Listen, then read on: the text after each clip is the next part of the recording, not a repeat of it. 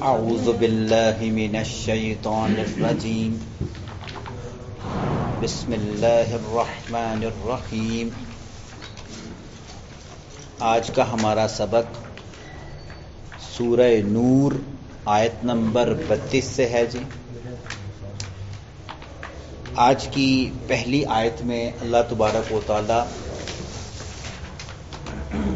صاحب استطاعت، امیر اور جن کو اللہ نے مال اور دولت کی وسعت دے رکھی ہے، ان کے ذمے ایک ذمہ داری لگائی ہے عورتوں کے حوالے سے کہ اگر ان کو اللہ نے ایسی ذمہ داری، ایسا مال بخشا ہے، فضل عطا کیا ہے، تو وہ اپنے فرائض میں سے، فرض تو نہیں ہے لیکن اس طرف بھی نیکی کی جو رغبت اختیار کریں گے زکوٰۃ کی شکل میں یا دیگر نیکیوں کی شکل میں، تو یہ بھی عمل اللہ نے کہا نیکی والا ہے، وہ اپنے مال کو اس مصرف میں بھی خرچ کریں اور اللہ کے ہاں اجر حاصل کریں۔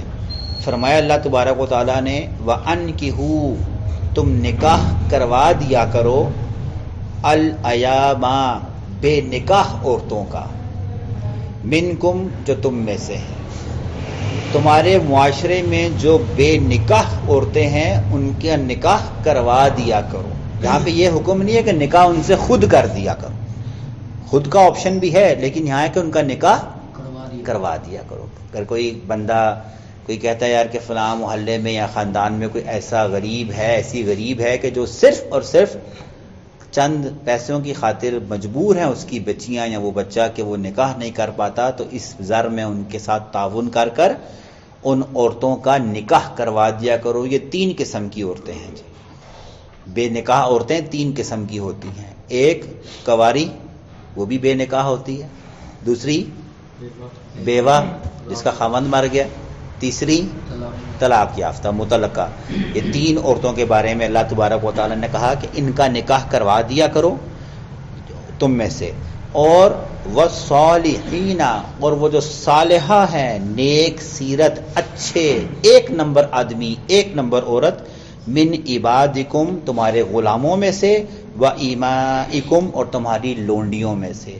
تم لوگ آزاد عورتوں کے بارے میں بھی یہ خیال رکھو، اور اگر تمہارے پاس غلام ہیں، ٹھیک ہے، مرد غلام بھی ہے، عورت غلام بھی ہے، جس طرح ہم انسان ہیں، جو ضروریات ایک جوان مرد کی ہیں، آزاد مرد کی ہیں، اللہ نے وہی ضروریات کیا رکھی ہیں، غلام مرد اور غلام عورت کی بھی رکھی ہیں، اس سے پہلے کہ وہ کیا کریں، خیانت کے مرتکب ہو جائیں، حد کو کراس کر جائیں۔ تو اگر 2 ایسے ہیں تمہارے علم میں یا تمہارے زیر نگیں، تو ان کا بھی کیا کر دیا کرو، آپس میں نکاح، لیکن شرط کیا رکھی اللہ نے، صالحین، وہ نیک ہونے چاہیے، نیک اور صالحہ غلام اور نیک اور صالحہ لونڈیاں، ان کا نکاح کروا دیا کرو۔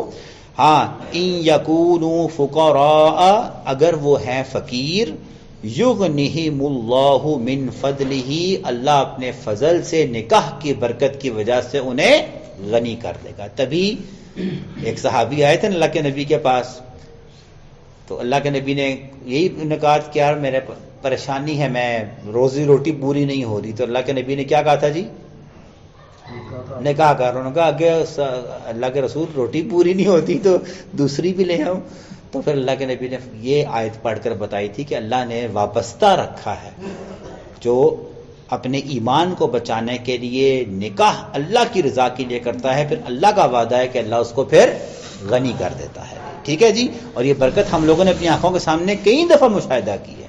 ایک کنوارے مرد کی زندگی یا کنوارے عورت کی زندگی، شادی کے بعد وہ کیا ہوتے ہیں، ان کی زندگیوں میں اگر ان کی نیت شادی کی کیا ہے جی، گھر بسانے کی ہے، اپنی ایمان بچانے کی ہے، اس غرض سے ہے، تو اللہ نے کہا پھر میں جو ہے نا، پھر یہ میرا وعدہ ہے اس چیز سے وابستہ کہ پھر میں ان کو اپنے فضل سے غنی کر دوں گا۔ واللہ واسع علیم، اللہ بڑا وسعت والا اور علم والا ہے جی، ٹھیک ہے جی۔ اچھا، یہ تو ہو گیا۔ اب آگے نصیحت اللہ تعالیٰ فرما رہے ہیں ان مردوں کی یا ان عورتوں کی کہ جو نکاح کی عمر میں تو ہیں لیکن کیا ہیں جی، استطاعت نہیں رکھتے کہ وہ نکاح نہیں کر سکتے۔ ٹھیک ہے، اور کوئی ان کو ملا بھی نہیں جو ان کو نکاح کروا سکے، تو اس کے لیے کیا حکم ہے جی؟ اللہ کے نبی صلی اللہ علیہ وسلم نے ایسے مرد اور ایسی عورت کو کثرت سے روزے رکھنے کا حکم دیا ہے۔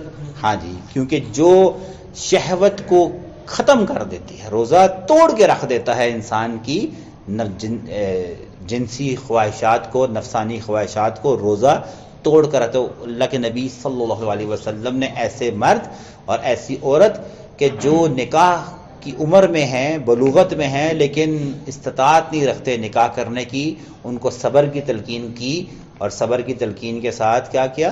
روزے کی تلقین کی کہ کثرت سے نفلی روزے رکھا کرو، ان کا جی ہے۔ اچھا، وَلْيَسْتَعْفِفْ، البتہ چاہیے کہ بچتے رہیں، پاک دامنی اختیار کریں، الَّذِينَ، وہ لوگ، لا یجدون نکاحا، جو نکاح کرنے کی حیثیت نہیں رکھتے، حتیٰ یغنیہم اللہ، حتیٰ کہ اللہ انہیں غنی کر دے، من فضلہ، اپنے فضل سے۔ جب تک اللہ انہیں نکاح کے اسباب، پیسے یا وہ چیزیں، حق مہر، جب تک اللہ انہیں غنی نہیں کرتا تو انہیں چاہیے کہ وہ پاک دامنی اختیار کریں، اور پاک دامنی اختیار کرنے کا طریقہ کیا ہے جی؟ وہ کثرت سے نفلی روزے رکھیں جی، ٹھیک ہے جی۔ ہاں جی، اور اس کے بعد اگلی آیت کی حصے میں ایک نیا ہے، اگر ایک غلام اپنے مالک سے کہتا ہے جی کہ آپ مجھے کیسے آزاد کریں گے، تو وہ مالک اسے کہتا ہے ہاں بھی اگر تم مجھے اتنی دولت کما کے دے دے تو تو مجھ سے معاہدہ کر لے کہ میں، اگر تو نے مجھے اتنے پیسے لا کے دے دیے تو میں تجھے کیا کر دوں گا؟ آزاد کر دوں گا۔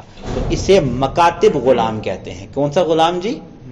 مکاتب غلام، جو جس میں کہ مالک اور غلام کے درمیان تحریری معاہدہ ہوتا ہے کہ وہ کہتا ہے جناب تم نے اگر آزاد ہونا ہے تم مجھے 1 سال میں 6 مہینے میں اتنے پیسے کر دو، میری طرف سے کل ہی آزاد ہو جاؤ۔ تو اس کا تذکرہ اور اس کے احکامات اللہ تبارک و تعالیٰ بیان کرنے لگے ہیں۔ اچھا جی، والذین یبتغون، وہ لوگ جو اس تلاش میں ہیں، الکتابہ، کہ ان کے کیا ہو جائے جی؟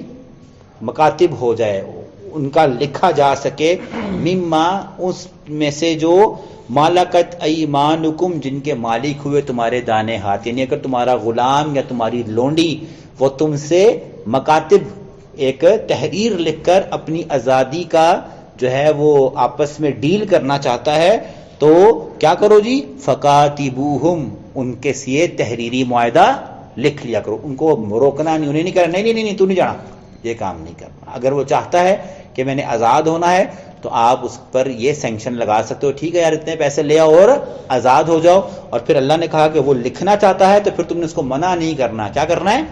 تحریر لکھوا لینی ہے۔ فکاتبوہم، پس تم تحریر لکھ لیا کرو، ان علمتم، اگر تم ان میں تلاش کرو پاؤ، فیہم خیرا، خیر کی بات، یعنی کہ وہ خیر کا مطلب یہ کہ وہ دھوکہ، چوری یا ایسے معاملے سے پیسہ پورا نہیں کرے گا، وہ ایک نیک اور صالح غلام ہے، آزاد ہو کر اپنا کاروبار اور اپنی الگ سے آزاد زندگی گزارنا چاہتا ہے، ٹھیک ہے، تو اگر وہ تحریری معاہدہ کرنا چاہے تو اسے معاہدہ کر لیا کرو جی۔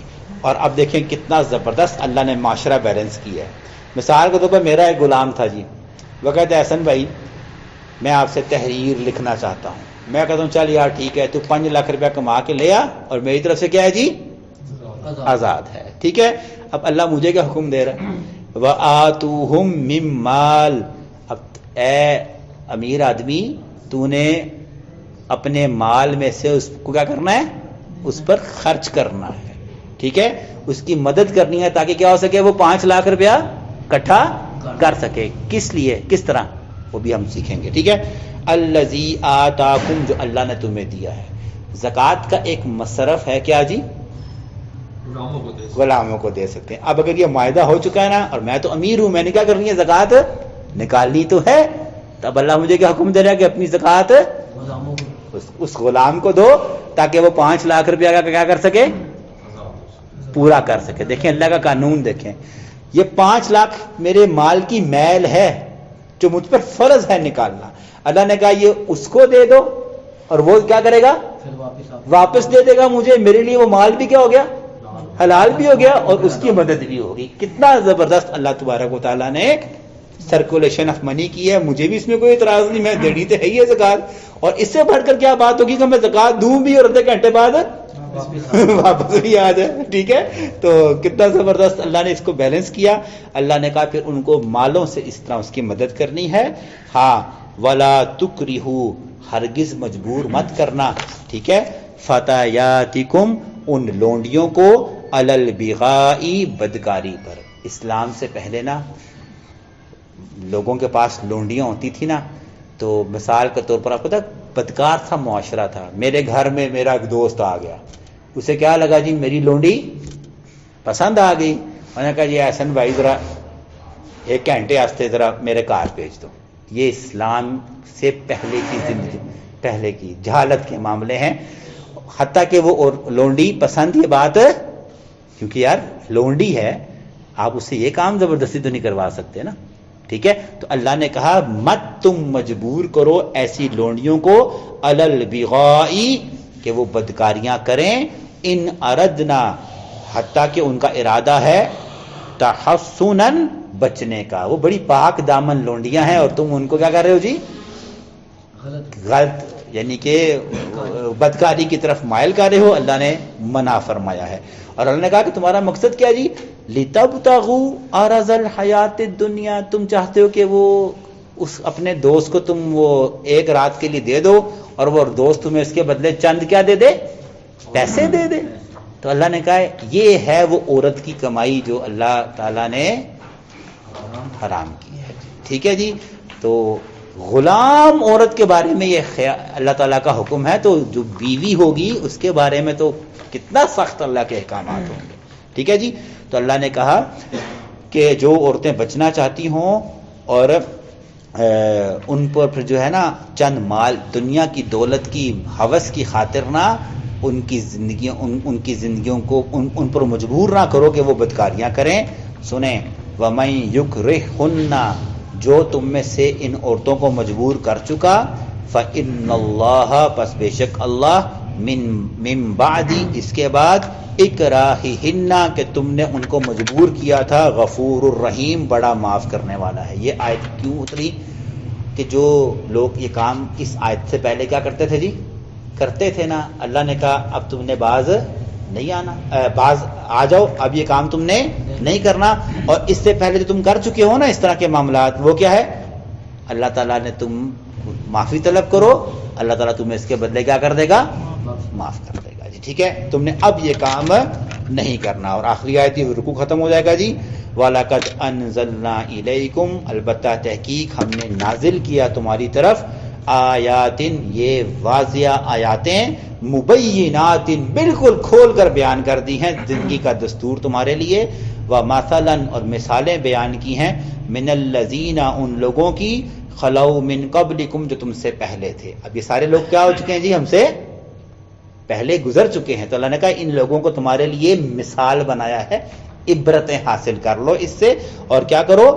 وَمَوْعِظَةً، نصیحت پکڑ لو اس سے، للمتقین، یہ تقوی والوں کے لیے یہ واقعات، یہ احکامات نصیحت ہیں کہ اپنی زندگی کو اس سے پہلے اگر وہ کسی اور ڈگر پر گزار رہے تھے، اب کیا کریں جی؟ اپنی زندگی کی ڈگر کو اللہ اور اس کے رسول کے احکامات پر تبدیل کر لیں جی. اللہ تعالی ہمیں بھی تقوی والی زندگی عطا فرمائے جی. آمین.